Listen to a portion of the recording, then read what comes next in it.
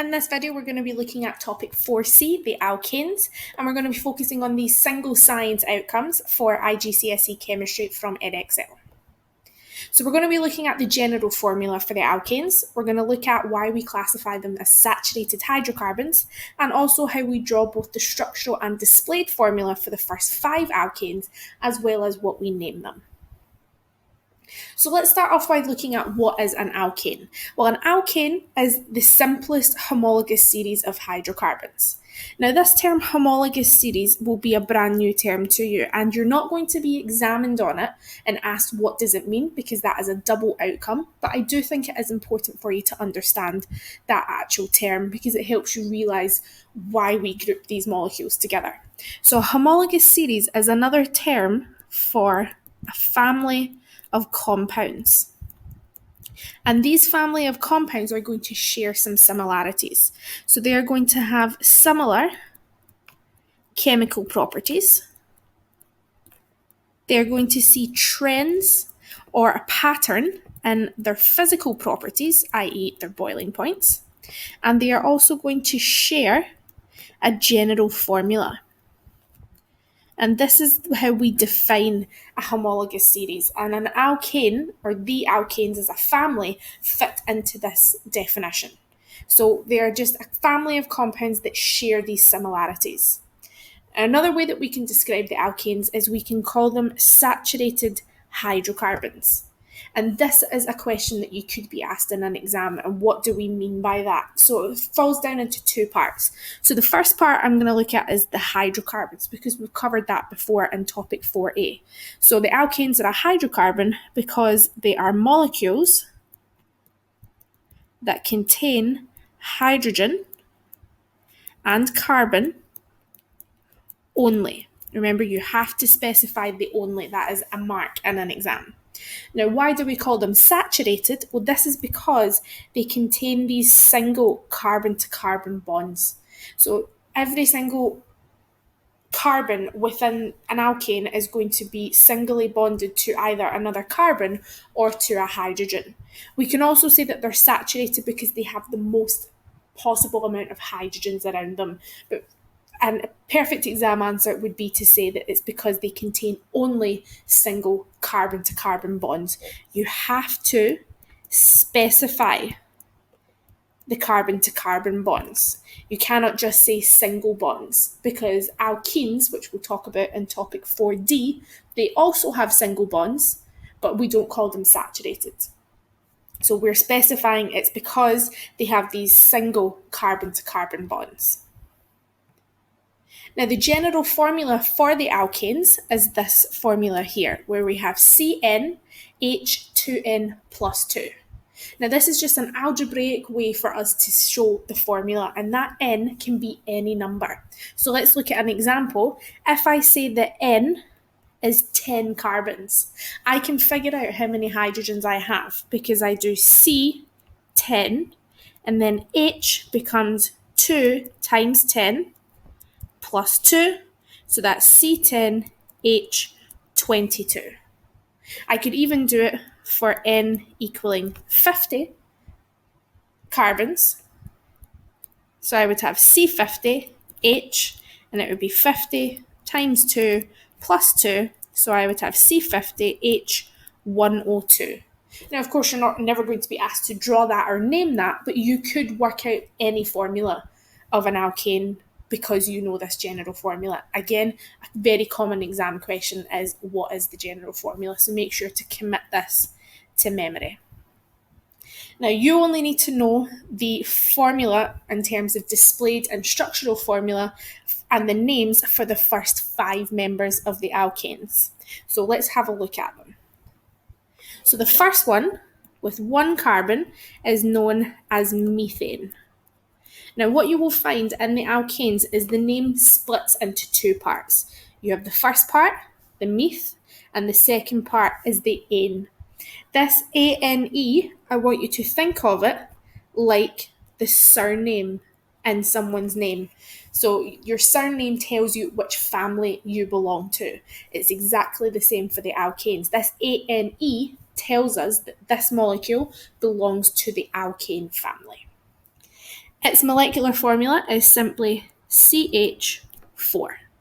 So I've got one carbon, I do my 2N, remember CnH2n plus 2, so I do 2 times 1 is 2, plus 2 is 4. So this is my molecular. I can then have my structural and my displayed. So my structural formula here would just be CH4 again, and my displayed, I have one carbon and I show every single possible bond like that. Now for the second, we're going to call this ethane. So again, splitting it into two parts. Remember, it is one word, but we're going to split it into two. So the ANE, telling us it belongs to the family, and this eth means 2 carbons. So my molecular is C2, and the H, well, it's 2 times 2 is 4, plus 2 is 6. I'm going to jump over to the displayed because then that will help us with the structural. So I have my 2 carbons, and then I just fill in all the rest with hydrogens. Remember, all single bonds. And then the structural, I break it down into chunks. So I have CH3, CH3. The third member is called propane. So again, the ANE telling us it's an alkane, and prop this time telling us it's 3. So we have C3H8 this time, using my general formula. Again, let's jump over to the displayed. 3 carbons in a row, all single bonds. And now I add in my hydrogens, making sure to draw every single bond. Don't get lazy. And drawing in all the hydrogens, and then putting that down into small chunks. I have CH3, CH2, CH3. So this is the first 3. Let's then move on to the next 2. So I'm just going to rewrite my general formula here. My fourth is called butane, and we did meet this as our example in topic 4A if you've watched that video. So we have our molecular, so but meaning C4, and this time H, 2 times 4 is 8, plus 2 is 10. I'll come back to my structural in just a minute. I'm going to jump over to my displayed. Again, it's just a little bit easier to draw. Got my 4 carbons in a row, all single bonds. And now I'm going to add in all of my hydrogens, making sure to put every single bond and every single hydrogen. And then I break that down. You can see I have CH3, CH2, CH2, CH3. And then my final member is called pentane. Pent meaning 5, like a pentagon. And remember ANE, of course, thinking of it as our surname, telling us that this is our alkane. So we have C5H12 this time. 2 times 5 is 10, plus 2 is 12. So my 5 carbons in a row, and then filling in all of my hydrogens, making sure to put every single bond nice and clean, not overlapping in any way, and I can see that every single carbon now has 4 bonds. I'm breaking that down. CH3, CH2, CH2, CH2, CH3. Now what you may notice is that as we increase our number of carbons, we're always increasing our number of hydrogens by 2. So realistically what we're doing is we are extending the chain by adding a CH2 in the center or in the middle. So you're always going to have CH3s at either end and then a specific number of CH2s in the middle. And every time we're just adding in an extra CH2. So there you can see them written out a little bit nicer and a little bit more in detail, so you can see every single bond in our displayed formula, and then we've got our structural and our molecular plus the names. My biggest piece of advice would be to memorize this. because it does come up in exams. You are expected to be able to draw and name any of these and even give the molecular formula. So it is always good to practice drawing these out. Now, all of the alkanes that we've looked at are straight chain alkanes, meaning all of the carbons are in a row.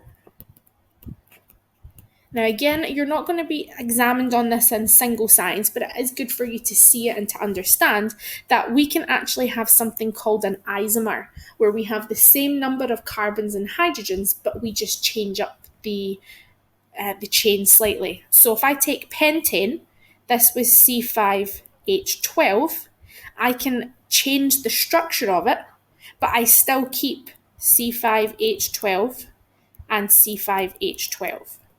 So just be aware that we can have different types of isomers or different structures that will each have a different name. You are not going to be asked the name. You're not going to be asked to draw them. It's just this point, just an awareness that what we are looking at single science is just straight chain, but some other ones do exist, and this could come up in potentially a problem-solving type question. Now we can look at the trends in the physical properties, because remember, these are a homologous series, so they do show this pattern.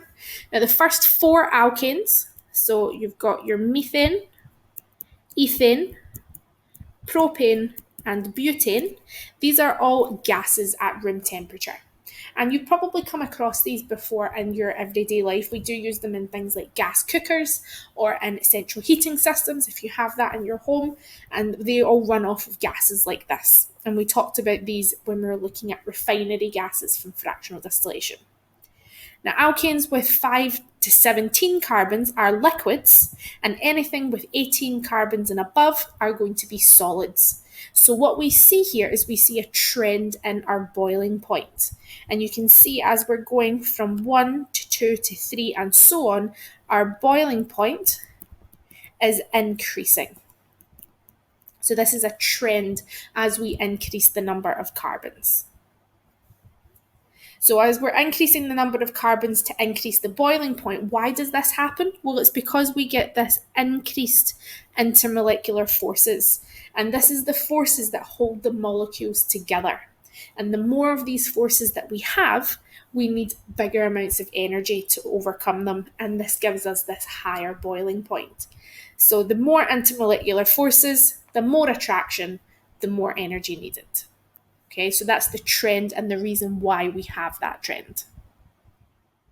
Now, we can also see some similarities in the way that the alkanes react with each other and react with other molecules, because they have the same functional group and they have the same bonding, meaning they all contain a single carbon-to-carbon bond and they all contain single carbon-to-hydrogen bonds. Now, these bonds are particularly strong, so alkanes are typically thought of quite unreactive or inert when we compare them to other hydrocarbons. But there is one key reaction that you should know, and it's actually one that we've discussed in topics 4A and 4B, where we've looked at combustion. And combustion, remember, is another word for burning. So if you remember from topic 4B, we looked at complete combustion, and this is where you have lots of oxygen. So when we have lots of oxygen reacting with this alkane or hydrocarbon, we're going to form carbon dioxide and water. And as part of the IGCSE, you are expected to be able to write out a full balanced chemical equation, including state symbols. So let's practice that. So we've got methane, which if you remember was CH4, and we said that the first 4 are going to be gases of the alkanes. That's going to react with oxygen. Remember, oxygen is a diatomic, so it is O2, and that, of course, is also a gas. We're then going to form carbon dioxide, which is CO2, and, of course, a gas, plus H2O for water, and that is a liquid. And as always, we must balance. And remember, for hydrocarbons, you should balance the carbons, then the hydrogens, then the oxygens. So for the carbons, they're already balanced. Hydrogens, I have 2 hydrogens in my reactants and 4 in my reactants and only 2 in my products. So I have to put a 2 in front of the water. I then add up my number of oxygens. I have 2 from CO2, 2 from the waters, which is 4. Divide that by 2 because oxygen is diatomic, and that gives me a coefficient of 2 in front of the oxygen. Nice and easy for methane. If we look at pentane, remember pent was 5, so we have C5H12, which we can work out using our general formula. And in this case, pentane is a liquid. It reacts with oxygen, which is a gas, and it again forms CO2 and H2O. Now this time we are going to have to start balancing with the carbons. So I have 5 carbons on the left, so I need 5 carbons on the right. I have 12 hydrogens on the left, so I need it to put a 6 to give me my 12 hydrogens from the water. I add up my oxygens, so I have 10 from the carbon dioxide, 6 from the water, which gives me 16. Divide that by 2, and I get a coefficient of 8 for the oxygen. I can also look at the incomplete combustion. Remember, this is when you have insufficient oxygen or not enough oxygen, meaning that you're going to form carbon monoxide or sometimes just carbon and the water. So we're going to look at the incomplete combustion of ethane, but we're going to look to make 2 different types of products. So the first one, we're going to make the carbon monoxide. So ethane is C2H6, which is, of course, a gas. We react it with the oxygen, which is a gas, and this time we're forming carbon monoxide, which is a gas, plus the water, which is a liquid. And we're going to balance this out, and we're going to have 2 carbons, because I have 2 carbons in my reactants. I have 6 hydrogens, so I need 3 in front of my water. That's going to give me 3 oxygens from the water and 2 from the carbon monoxide, giving me 5. I divide that by 2 and I get 2.5. Remember, for diatomics, you can use fractions. So I have 2.5 oxygens. If I wanted to have the incomplete combustion to make carbon, or the soot, it's a similar equation. So I'm still reacting with my oxygen, but this time I have carbon, and this is a solid, the soot, plus the water. And then when I balance it, I'm going to need 2 carbons, again, not changing that, not changing the 3 waters either, and then that's going to give me 3 oxygens and no oxygen coming from the carbon source this time. So I divide that by 2 and I have 1.5. So what you can see is that if we have a little bit less oxygen than we should have, we're going to make the carbon monoxide. And if we have even less oxygen, then we're only going to have enough to make the water and we're only going to make carbon. So the amount of oxygen will have an effect on what products you're going to make. So let's finish off by looking at some past paper questions. So the first question is saying that alkanes are saturated hydrocarbons that can be obtained from crude oil. We covered that already in fractional distillation. And the general formula is CnH2n plus 2. So for 1 mark, what is the meaning of the term saturated? Again, I did say earlier in the video, that's a very common exam question. So what do we mean? It means that all the carbon-to-carbon bonds are single. And you don't have to specify that they're covalent bonds, because we know that they're covalent bonds. You can just simply say that they are all single bonds. Or you could even phrase it the opposite way and say that there are no carbon-to-carbon double bonds. So you can either say what is there or what's not there. Either one would get you the mark. Again, the standard question comes up all the time. What's the meaning of the term hydrocarbon? It is compounds made of hydrogen and carbon. That would get you 1 mark, and the only gets you the 2nd mark. Now, pentane is an alkane with 5 carbons in its molecule. What is the molecular formula? Now, the good thing is you may have memorised this, but if not, if we go back, you're told the general formula. You're told it's CnH2n plus 2. So if we have that here, all we do is we substitute in for the N, we change that to a 5. So that becomes C5H2 times 5 plus 2, which is going to give me an answer of C5H12, meaning my answer is C. Now, octane, C8H18, so we give you it this time because you're not expected to memorise that, is an alkane that's present in petrol. So that's coming from our fractional distillation. And when octane completely burns in oxygen, it forms carbon dioxide and water. So we're getting complete combustion here. And we want to write a chemical equation for this. Okay, now in this case, we're not required to put state symbols because they haven't requested that. So we're just going to write out the formulas. So we have C8H18. We react it with oxygen, of course. And we're going to form carbon dioxide and water. And we're told all of that in the equation. Okay, we're given all of those formulas or the names, so we should be able to easily write this out. What they're really wanting you to do is to be able to balance it. So if we have 8 carbons on the left, I need 8 on the right, so I put a coefficient of 8. I have 18 hydrogens, but I only have 2 on the right, so I need a coefficient of 9.